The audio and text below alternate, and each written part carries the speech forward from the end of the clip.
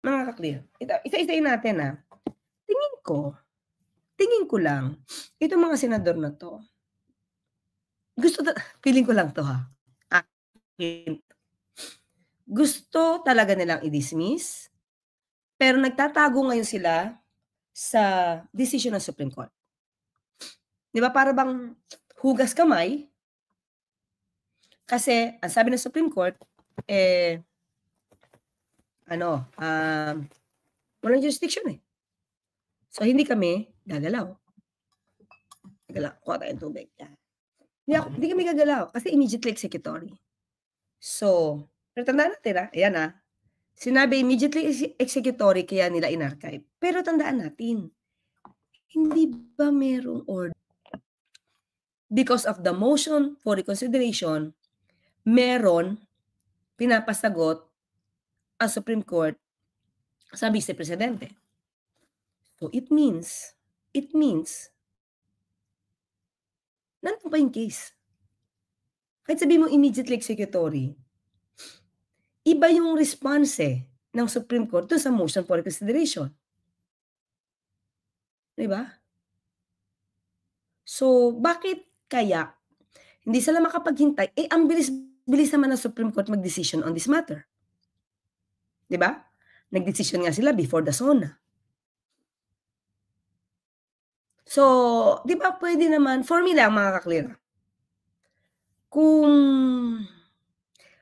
lahat sila ay patas or walang kinikilingan, isipin lang natin kung walang kinikilingan, 'di ba? They can show respect to the decision of the Supreme Court by just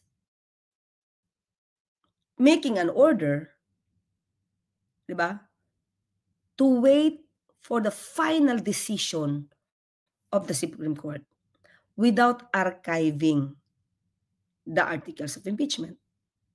Puwede naman 'yun, eh. Minamadali naman ng Supreme Court yung decision, eh. So, bakit kailangang i-archive kung puwede naman silang mag-wait ng 1 month, 2 months? 'Di ba? Kasi pinapasagot pa yung mga partido, eh. So, hindi ba rin respeto ang ibibigay mo sa Supreme Court na wala ka lang munang gagawin? Mag-decide sila, mag-rule sila, let's just wait for the final decision of the Supreme Court. If there's no jurisdiction, then we will just respect the pronouncement and we will not proceed with the articles of impeachment. 'Di ba? Pero ba't kailangang i-archive?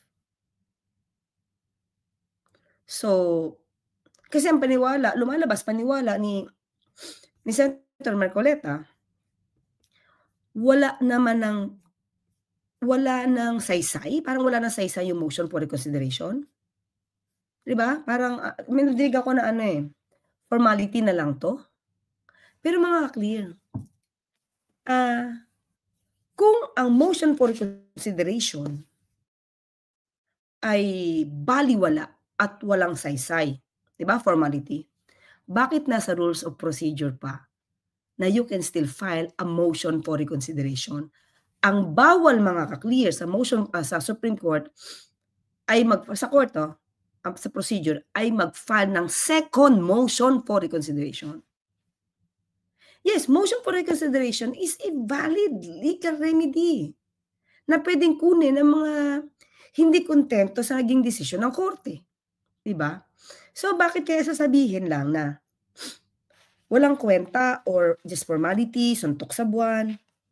So, paano pa lahat ang tao aasa sa korte, 'di ba? Aasa pa sa korte through a motion for reconsideration. 'Di sana tanggalin na lang 'yan sa rules of court, 'di ba? 'Yun lang naman, simple lang. Bakit mayroong provision sa rules of court, now you can file a motion for reconsideration within a certain period of time. Kung ito ay suntok sa buwan o let's say, may suntok sa buwan, pero hindi naman siya formality lang. Right yun, eh. Kasi baka may nakikita or baka Oo nga 'no, may nakaligtaan at napaalala sa pamamagitan ng motion for reconsideration, 'di ba? Actually, may mga pagkakataong ganyan na kahit sa lower court mga kaklira, may mga pagkakamali. Tapos you can file a motion for reconsideration telling the judge na parang mali mali ang pagkaka-apply nung batas because sa computation ng, rules on o law on succession, ito po yun. Ito po yung karapatan niya, ito po. At umaamin naman ng court, ang judge minsan na nakaligtaan nila yon. At ang mangyayari diyan, magmo-modify sila. 'Di ba? Namo-modify ang judgment mismo nung nag-rule. Kaya nga may motion for reconsideration. So, it's a weapon, no? It's a weapon of every litigant. Lalo na kung meron nakakaligtaan ng justices. Sa mga ruling. Kung puwede mong i-remind, ito po ang dati, ito na yung bagong rule, hindi na po applicable 'yan. At 'pag naipakita mo 'yun, namo-modify. Namo-modify. Cases, namo-modify 'yan. Especially pagdating sa mga, maling pag-apply ng 13-month pay, mga gano'n, 'di ba? So, sa remedy. So now, trial dead. Senate Archives, Sara Duterte impeachment. Ayokong sabihing dead. Archive is isinantabi. It can be reopened. It can be brought back again. Diba? It can be brought back sa hearing. So archive is different from dismissal. Okay? Yan. Ayun nga lang, di natin alam kung bubuhayin ulit.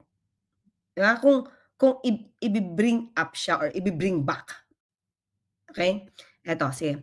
The Senate on Wednesday, August 6, moved to archive the articles of impeachment against VP Sara, citing Supreme Court decision halting her trial. Diba? Ito nga, dapat, okay lang na sila mag-cite ito. Pero tandaan natin, hindi pa siya final. Kasi pinasasagot pa ng Supreme Court yung mga tao, it means, hindi pa siya patay. Hindi pa siya tapos. So, ba't sila nagmamadali? Diba? Kahit sabihin mo immediately executorial, kung hindi sa Supreme Court, pinapasagot mo yung mga parties. Pati Supreme Court, ibig sabihin, hindi pa final ito. We are allowing every party concerned to file their comment or response to the motion for reconsideration. Hindi pa siya patay, dapat. Pero bakit dead? The motion made by the Senator Dante won by 19-4-1. One is si Senator Lacson ano nga sa kanya? Abstain. Senate Minority Leader Tito Soto, among those who voted against the motion, said that archiving the articles of impeachment means the process is dead. Depende siguro kung ano yung nararamdaman nila. Diba? Sabi ko, sa normal na proseso sa court, if it is archive lang siya, hindi na siya gumalaw, it means it's not yet dead. Siya patay. Pwede siyang balik. Depende sa circumstance. Okay? The other senators who opposed Marcoleta's motion were Deputy Minority Leader Risa Ontiveros and Senators Bamakino and Kiko Pangilinan. Ahead on the plenary vote, Soto and the Senator signed a resolution urging the SC to review its decision for the Senate to still proceed with the trial.